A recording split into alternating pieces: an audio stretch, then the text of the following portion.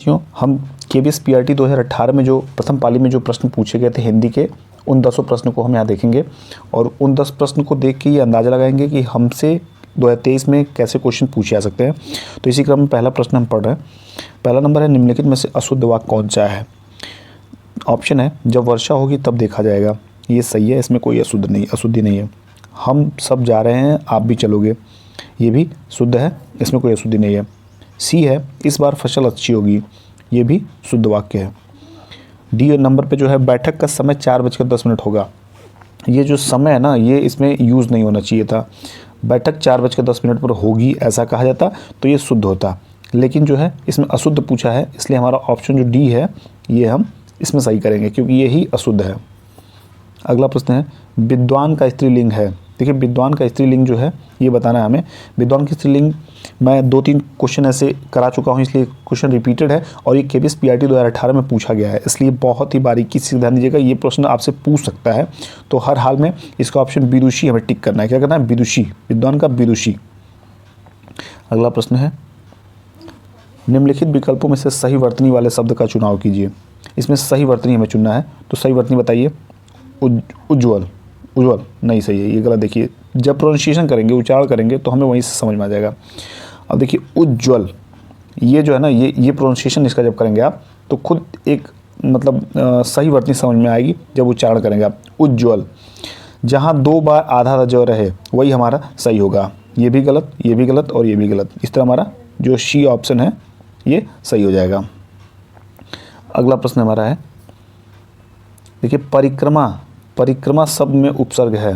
परिक्रमा शब्द में उपसर्ग है, तो परिक्रमा शब्द में उपसर्ग मैं बताया हूँ कि शब्द के आगे जो लगे उपसर्ग है, जो बाद में लगे प्रत्यय है। तो इसमें जो बी हो जाएगा ये उपसर्ग है, परि इसमें उपसर्ग है। अगला प्रश्न है, छाती पर सांप लौटना। छाती पर सांप लौटना, इस मुहावरे का सही अर्थ दिए गए विकल्पों में से चुनिए। ए, बी, सी, डी। साहस का काम करना, ईर्ष्या करना, कष्ट करना, भयभीत होना। देखिए, जब हम किसी से ईर्ष्या करते हैं तो लोग कहावत में कहते हैं कि छाती पर सांप लौट रहा है, यार मेरे छाती पे सांप लौट रहा है। इस तरह की जब बातें करते हैं तो हम किसी से ईर्ष्या करते हैं, यानी कि जो सामने वाला कह रहा है वो किसी न किसी से ईर्ष्या करता है, किसी बिंदु पे या किसी भी विषय पे वो ईर्ष्या करता है, वो अपनी बात को मुहावरे के माध्यम से दर्शाता है।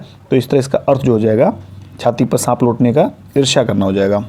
अगला प्रश्न हमारा है, सुख चैन में समास है।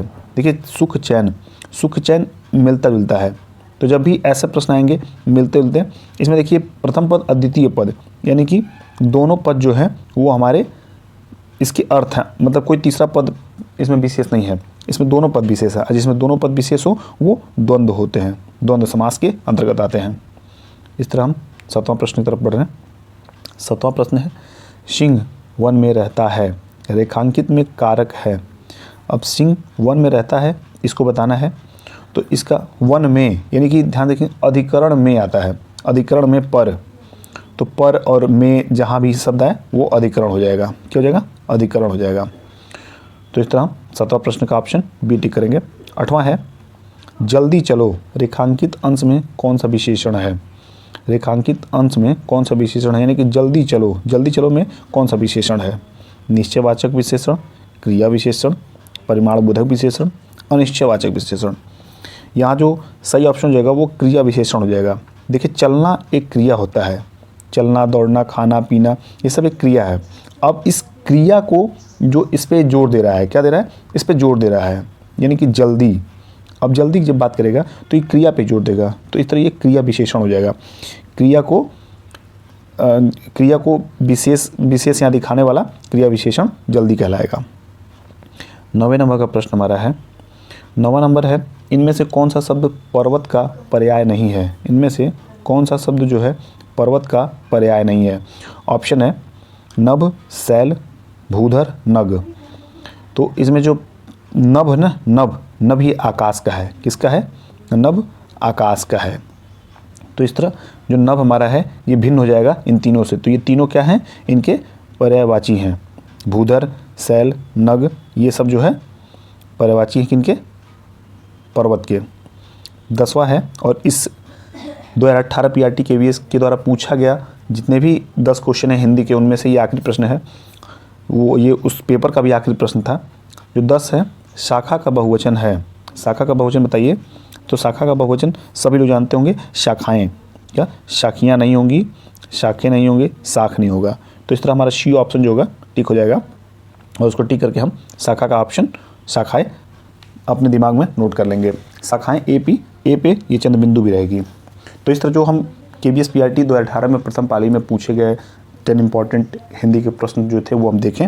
और भी जो इंपॉर्टेंट क्वेश्चन जैसे अन्य जो एग्जाम में पूछे गए, जैसे PRT के अन्य वर्षों में, हम उनको भी जल्दी लेके आएंगे। तब तक आप देख के अपने आप को सुनिश्चित कीजिए कि हम अपनी तैयारी कैसी कर रहे हैं। पेपर जो हमारे डेट अनाउंस हो चुके हैं, क्या हम उसके लिए तैयार हैं कि नहीं हैं। इस क्वेश्चंस को देख के अपने कॉन्फिडेंस को बूस्ट करिए। अगर आप इस 10 में से 10 क्वेश्चन कर ले रहे हैं, इसका मतलब आपकी तैयारी अच्छी है। अगर 10 से 8 भी कर रहे हैं, इसका मतलब आपको थोड़ी तैयारी और करनी है। तो ये मेरे आपके लिए सुझाव थे। फिर ऑल द बेस्ट आप सभी के लिए मेरी तरफ से। अपनी तैयारी जारी रखिए, मन से पढ़िए, एकदम पूरे मन से। फिर अगली क्लास मिलते हैं, तब तक के लिए बाय बाय, टेक केयर।